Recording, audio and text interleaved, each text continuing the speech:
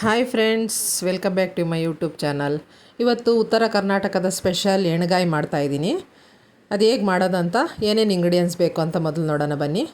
ನೋಡಿ, ಚಕ್ಕೆ, ಲವಂಗ, ಶುಂಠಿ ಮತ್ತು ಕರಿಬೇವು, ಒಂದು ಈರುಳ್ಳಿ, ಒಂದು ಬೆಳ್ಳುಳ್ಳಿ, ಸ್ವಲ್ಪ ಕೊತ್ತಂಬರಿ, ಸ್ವಲ್ಪ ಅರಿಶಿನ ತೊಗೊಂಡಿದ್ದೀನಿ, ಒಂದು ಟೊಮೊಟೊ ತೊಗೊಂಡಿದ್ದೀನಿ. ನೋಡಿ, ಶುಂಠಿ ಸ್ವಲ್ಪ ಒಂದು ಅರ್ಧ ಇಂಚು ತೊಗೊಂಡಿದ್ದೀನಿ. ಇದು ಡ್ರೈ ಪೌಡ್ರ್ ಮಾಡೋದಕ್ಕೆ. ನೋಡಿ, ಒಣಕೊಬ್ಬರಿ ಮತ್ತು ಎಳ್ಳು, ಕಡಲೆ ಬೀಜ, ಬದನೆಕಾಯಿ ನೋಡಿ ಈ ಥರ ಸಿಕ್ಕಿದೆ. ನಿಮ್ಗೆ ಯಾವುದು ಸಿಕ್ಕಿದ್ರೆ ಅದರಲ್ಲಿ ಮಾಡ್ಕೊಳ್ಳಿ. ಇದನ್ನು ಕಟ್ ಮಾಡಿ ನೀರಲ್ಲಿ ಹಾಕಿಕ್ಕಿದ್ದೀನಿ. ರುಚಿಗೆ ತಕ್ಕಷ್ಟು ಉಪ್ಪು ಮತ್ತು ಧನಿಯಾ ಪೌಡ್ರು, ಚಿಲ್ಲಿ ಪೌಡ್ರು ಮತ್ತು ಸ್ವಲ್ಪ ಹುಣಸೆಹಣ್ಣು ನೆನೆಸಿಟ್ಕೊಂಡಿದ್ದೀನಿ. ನೋಡಿ, ನಾನು ಸ್ವಲ್ಪ ನೀರು ಹಾಕ್ಕೊತೀನಿ ಅದನ್ನು ಕಿವುಚಿ. ಈಗ ಹೇಗೆ ಮಾಡೋದು ಅಂತ ನೋಡೋಣ ಬನ್ನಿ. ನೋಡಿ, ಮೊದಲು ಒಂದು ಬಾಣಲಿನ ಇಟ್ಕೊಂಡು ಕಡಲೆ ಬೀಜನ ಹುರ್ಕೊತಾ ಇದ್ದೀನಿ. ಇಲ್ಲಿ 2 ಟೀ ಸ್ಪೂನು ಕಡಲೆ ಬೀಜ ತೊಗೊಂಡಿದ್ದೀನಿ. ನಾನು ಕೊಬ್ಬರಿನೂ 2 ಟೀ ಸ್ಪೂನ್ ತೊಗೊಂಡಿದ್ದೀನಿ. ಚೆನ್ನಾಗಿ ಲೋ ಫ್ಲೇಮಲ್ಲಿ ಹುರ್ಕೋಬೇಕಿದು. ಈಗ ನೋಡಿ, ಕಡಲೆ ಬೀಜ ಹುರಿದಿದೆ, ಅದಕ್ಕೆ ಕೊಬ್ಬರಿ ಹಾಕ್ಕೊತಾ ಇದ್ದೀನಿ.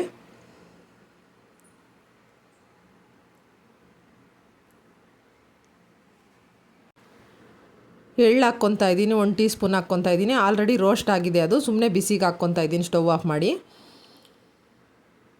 ಅದನ್ನು ಪುಡಿ ಮಾಡಿಕೊಂಡು ಆರಿದ್ಮೇಲೆ ಈಗ ಮತ್ತೆ ಬಾಣಲಿಗೆ 1 ಟೀ ಸ್ಪೂನು ಎಣ್ಣೆ ಹಾಕ್ಕೊತಾ ಇದ್ದೀನಿ. ನೋಡಿ, ಮಸಾಲೆ ಎಲ್ಲ ಫ್ರೈ ಮಾಡ್ಕೋಬೇಕು ಎಣ್ಣೆಯಲ್ಲಿ.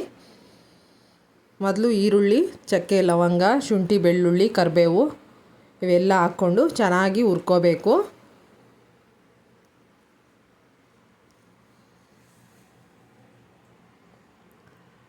ಇದು ಸ್ವಲ್ಪ ಫ್ರೈ ಆಗಿದೆ. ಈಗ ಒಂದು ಟೊಮೊಟೊ ಸೇರಿಸ್ಕೊತಾ ಇದ್ದೀನಿ.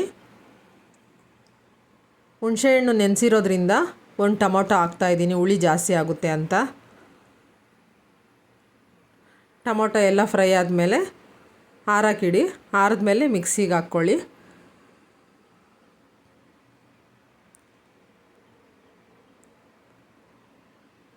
ನೋಡಿ, ಸ್ವಲ್ಪ ಚಿಲ್ಲಿ ಪೌಡ್ರು ಮತ್ತು ಧನಿಯಾ ಪುಡಿ ಇದರಲ್ಲೇ ಹಾಕ್ತಾಯಿದ್ದೀನಿ ನಾನು.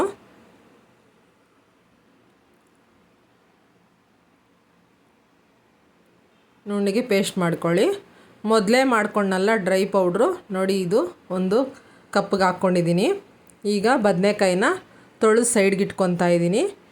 ಈಗ ಮಿಕ್ಸಿಗೆ ಹಾಕಿರೋಂಥ ಮಸಾಲೆನ ಇದರೊಳಕ್ಕೆ ಮಿಕ್ಸ್ ಮಾಡಬೇಕು. ನೋಡಿ, ಅದು ಸ್ವಲ್ಪ ಬಿಸಿ ಇರೋದ್ರಿಂದ ಕಚ್ಕೊಬಿಟ್ಟಿದೆ. ಇದು ಮಾರ್ನಿಂಗ್ ಬ್ರೇಕ್ಫಾಸ್ಟಿಗೆ ಮಾಡ್ತಾ ಇರೋದ್ರಿಂದ ಸ್ವಲ್ಪ ಅರ್ಜೆಂಟಲ್ಲಿ ಮಾಡ್ತಾಯಿದ್ದೀನಿ. ನೋಡಿ, ಸ್ವಲ್ಪ ಹುಣಸೆ ರಸ ಹಾಕ್ಕೊತಾ ಇದ್ದೀನಿ. ಅರಿಶಿನ ಇದರಲ್ಲೇ ಸೇರಿಸ್ತಾ ಇದ್ದೀನಿ ಮತ್ತು ರುಚಿಗೆ ತಕ್ಕಷ್ಟು ಉಪ್ಪು ಇದರಲ್ಲೇ ಸೇರಿಸ್ತಾ ಇದ್ದೀನಿ. ನೋಡಿ,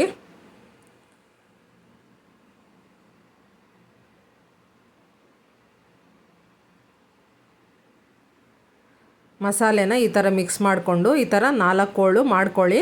ಏನಾದರೂ ಹುಳ ಇದ್ದರೆ ತೆಗೆದಾಕ್ಕೊಂಡು ಬೇರೆ ಬದನೆಕಾಯಿ ತೊಗೊಂಡು ಈ ಥರ 4 ಹೋಳು ಮಾಡಿಕೊಂಡು ಎಲ್ಲ ಸೈಡ್ಗೆ ಹಿಂಗೆ ಇಟ್ಕೊಬರಬೇಕು ಮಸಾಲೆನ. ತುಂಬ ರುಚಿಯಾಗಿರುತ್ತೆ ಈ ಸಾಂಬಾರು. ಇಡ್ಲಿ, ದೋಸೆ, ಅನ್ನ, ಮುದ್ದೆಗೆ ಎಲ್ಲ ಚೆನ್ನಾಗಿರುತ್ತೆ. ನೋಡಿ, ಇದು ಈ ಥರ ಎಲ್ಲದಕ್ಕೂ ಈ ಥರ ತುಂಬಿಸ್ಕೋಬೇಕು ಬದನೆಕಾಯಿಗೆ ಮಸಾಲೆನ.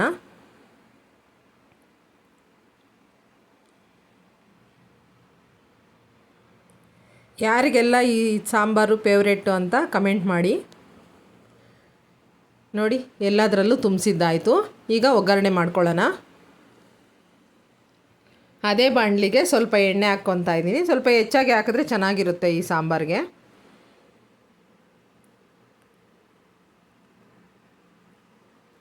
ಎಣ್ಣೆ ಕಾದ್ಮೇಲೆ ಸ್ವಲ್ಪ ಸಾಸಿವೆ ಹಾಕ್ಕೊತಾ ಇದ್ದೀನಿ. ನೋಡಿ, ಈಗ ಸಾಸಿವೆ ಸಿಡಿದ ಮೇಲೆ ಒಂದೊಂದೇ ಬದನೆಕಾಯಿ ಎಣ್ಣೆಗೆ ಹಾಕ್ಕೋಬೇಕು.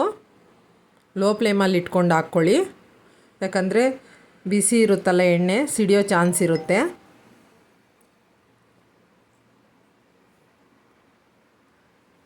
ನೋಡಿ, ಈಗ ಎಲ್ಲ ಬದನೆಕಾಯಿ ಸೇರಿಸ್ಕೊಂಡಿದ್ದೀನಿ. ಸುತ್ತಲೂ ಬೇಯಿಸ್ಕೊಳ್ಳಿ, ತಿರುಗಿಸ್ಕೊಂಡು ಬೇಯಿಸ್ಕೊತಾ ಇರಬೇಕು. ಸ್ವಲ್ಪ ಬೆಂದ ಮೇಲೆ, ಮುಕ್ಕಾಲು ಭಾಗ ಬೆಂದ ಮೇಲೆ ಇರೋ ಮಸಾಲೆನ ಈ ಥರ ಬದನೆಕಾಯಿ ಮೇಲೆ ಹಾಕ್ಕೊತಾ ಇದ್ದೀನಿ. ನೋಡಿ, ಮಸಾಲೆ ಎಷ್ಟು ಬೆಂದರೆ ಅಷ್ಟು ಚೆನ್ನಾಗಿರುತ್ತೆ ಇದರಲ್ಲಿ. ಈಗ ಲಿಡ್ನ ಕ್ಲೋಸ್ ಮಾಡ್ತಾಯಿದ್ದೀನಿ, ಮಸಾಲೆ ಹಾಕಿ ಕಲಸಿಲ್ಲ ನಾನು, ಹಂಗೆ ಕ್ಲೋಸ್ ಮಾಡ್ತಾಯಿದ್ದೀನಿ ನೋಡಿ. ಈಗ 2 ನಿಮಿಷ ಆದಮೇಲೆ ತೆಗೆದು ಈ ಥರ ಕಲಿಸ್ತಾ ಇದ್ದೀನಿ ನೋಡಿರಿ. ಆದರೂ ಸ್ವಲ್ಪ ತಳ ಅಂಟ್ಬಿಟ್ಟಿದೆ.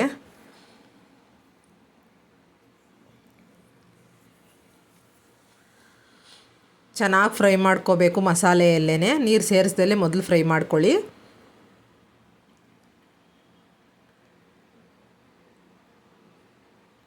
ನಮ್ಮ ಚಾನಲ್ ಇನ್ನೂ ಯಾರು ಸಬ್ಸ್ಕ್ರೈಬ್ ಮಾಡದೆ ನೋಡ್ತಾ ಇದ್ದೀರಾ, ಪ್ಲೀಸ್ ಸಬ್ಸ್ಕ್ರೈಬ್ ಮಾಡ್ಕೊಂಡು ನೋಡಿ. ಈಗ ಮುಕ್ಕಾಲು ಭಾಗ ಬೆಂದಿದೆ. ಈಗ ಸ್ವಲ್ಪ ನೀರನ್ನ ಸೇರಿಸ್ಕೊತೀನಿ ನಾನು. ಈ ಥರ ಬೇಯಿಸೋದ್ರಿಂದ ಬದನೆಕಾಯಿಗೆ ಉಪ್ಪು ಖಾರ ಎಲ್ಲ ಚೆನ್ನಾಗಿ ಹಿಡಿಯುತ್ತೆ, ತುಂಬ ಟೇಸ್ಟಿಯಾಗಿರುತ್ತೆ. ನಾನು ಇಲ್ಲಿ ಚಪಾತಿ ಜೊತೆಗೆ ಮಾಡ್ತಾಯಿದ್ದೀನಿ ಎಣ್ಗಾಯಿ ನೋಡಿ. ಈಗ ಸ್ವಲ್ಪ ಚೆನ್ನಾಗಿ ಫ್ರೈ ಆಗಿದೆ ಮಸಾಲೆಯಲ್ಲಿ.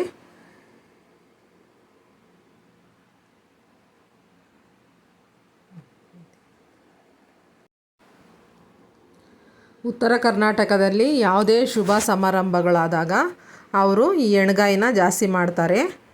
ರೊಟ್ಟಿ ಜೊತೆಗೆ ಮತ್ತು ಅನ್ನದ ಜೊತೆಗೆ ತುಂಬ ತಿಂತಾರೆ ಅವರು. ಇದಿಲ್ಲದೆ ಅವರು ಯಾವ ಅಡುಗೆನೂ ಮಾಡೋದಿಲ್ಲ ನೋಡಿ. ಈಗ ಸ್ವಲ್ಪ ಕೊನೆಯಲ್ಲಿ ಕೊತ್ತಿಮೀರಿನ ಕಟ್ ಮಾಡಿ ಹಾಕ್ತಾಯಿದ್ದೀನಿ.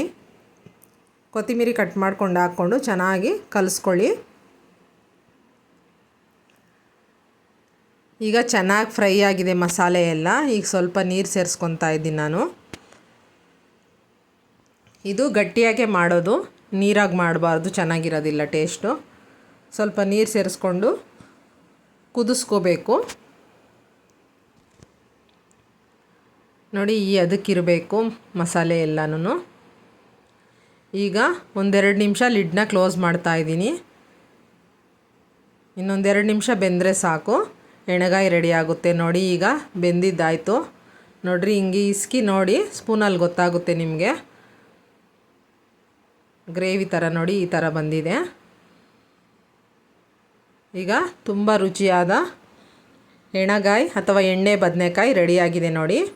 ಅದ್ರ ಜೊತೆಗೆ ಚಪಾತಿನ ಮಾಡ್ತಾಯಿದ್ದೀನಿ ನೋಡಿ. ನಾನು ಚಪಾತಿನ ಹೇಗೆ ಮಾಡೋದು ಅಂತ ತೋರಿಸ್ತಾ ಇದ್ದೀನಿ. ಮೊದಲು 1 ಕಪ್ಪಲ್ಲಿ ಗೋಧಿ ಹಿಟ್ಟು ತೊಗೊತಾ ಇದ್ದೀನಿ. 2.5 ಕಪ್ ತೊಗೊಂಡಿದ್ದೀನಿ. ಇಲ್ಲಿ ನಾನು 4 ಜನಕ್ಕೆ ಮಾಡ್ತಾಯಿದ್ದೀನಿ. ಈ ಕಪ್ಪಲ್ಲಿ 2.5 ಕಪ್ಪು ಹಸಿಟ್ಟು ತೊಗೊಂಡಿದ್ದೀನಿ. ಮತ್ತು 1 ಟೀ ಸ್ಪೂನು ಉಪ್ಪನ್ನ ಸೇರಿಸ್ಕೊತಾ ಇದ್ದೀನಿ ನೋಡಿ. ಈ ಥರ ಮಿಕ್ಸ್ ಮಾಡಿಕೊಂಡು ಉಪ್ಪನ್ನ ಹಾಕಿದ್ಮೇಲೆ ಸ್ವಲ್ಪನೇ ನೀರು ಸೇರಿಸ್ಕೊಂಡು ಕಲಿಸ್ಕೋಬೇಕು.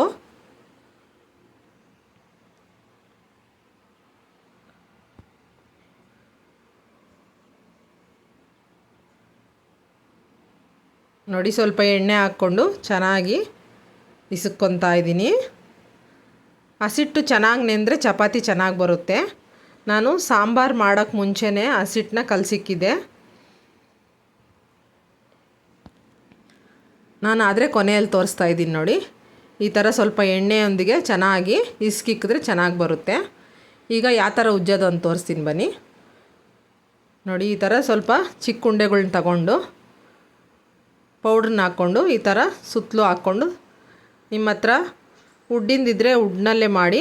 ನನ್ನ ಹತ್ರ ಉಡ್ಡಿಂದು ಇದಿಲ್ಲ, ಗ್ರಾನೈಟ್ ಇದೈತೆ, ಅದರಲ್ಲೇ ಉಜ್ಕೊತಾ ಇದ್ದೀನಿ ನಾನು ನೋಡಿ. ಈ ಥರ ಉಂಡೆನ ಮಾಡ್ಕೋಬೇಕು.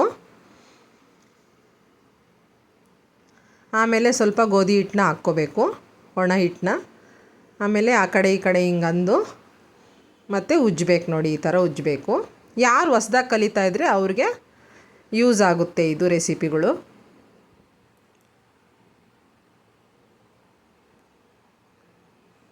ನೋಡಿ, ರೆಡಿ ಆಯಿತು ಚಪಾತಿ. ಈಗ ಸುಡೋಣ. ಈಗ ತಾವನ್ನ ಇಟ್ಕೊಂಡಿದ್ದೀನಿ, ಬಿಸಿ ಆಗಿದೆ ತಾವ. ಈಗ ಚಪಾತಿನ ಹಾಕ್ತಾಯಿದ್ದೀನಿ ನೋಡಿ. ಈಗ ಸ್ವಲ್ಪ ಬಿಸಿ ಆದಮೇಲೆ ತಿರುವಾಗ್ಬಿಟ್ಟು ಈಗ ಎಣ್ಣೆನ ಹಾಕ್ಕೊತಾ ಇದ್ದೀನಿ, ಚಪಾತಿಗೆ ಹಚ್ಕೊತಾ ಇದ್ದೀನಿ ನೋಡಿ.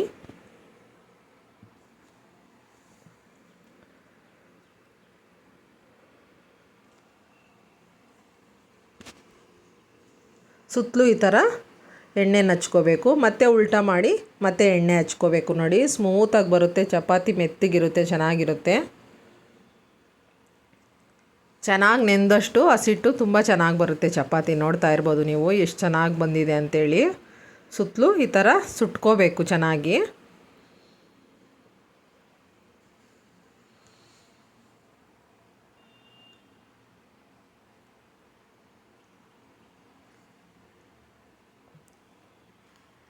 ನೋಡಿ ಪೂರ್ತಿ ಬೆಂದಿದೆ ಈಗ ಚಪಾತಿ. ಈಗ ಸೈಡ್ಗೆ ಹಾಕ್ಕೊತಾ ಇದ್ದೀನಿ. ಮತ್ತು ಇನ್ನೊಂದು ತೋರಿಸ್ತೀನಿ ಬನ್ನಿ. ಅದು ಕೂಡ ಹೆಂಚು ಚೆನ್ನಾಗಿ ಬಿಸಿಯಾಗಿರುತ್ತಲ್ಲ, ತಿರುವಾಕ್ಕೊಳ್ಳಿ ಈ ಥರ. ಆಮೇಲೆ ಎಣ್ಣೆ ಹಚ್ಕೊಳ್ಳಿ. ನಿಮ್ಮ ಹತ್ರ ಬ್ರಷ್ ಇಲ್ಲ ಅಂದರೆ ಸ್ಪೂನಲ್ಲಿ ಕೂಡ ಈ ಥರ ಹಾಕ್ಕೋಬೋದು.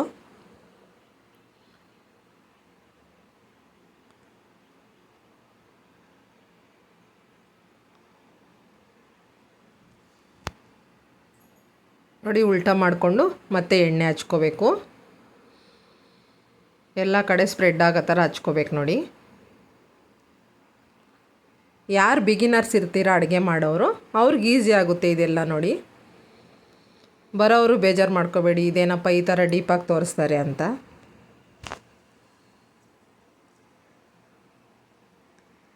ನೋಡಿ ಈಗ ಚಪಾತಿ ರೆಡಿ ಆಯಿತು. ನೀವು ನೋಡ್ತಾ ಇರ್ಬೋದು ಯಾವ ಥರ ಸ್ಮೂತಾಗಿ ಬಂದಿದೆ ಅಂತ ನೋಡಿ.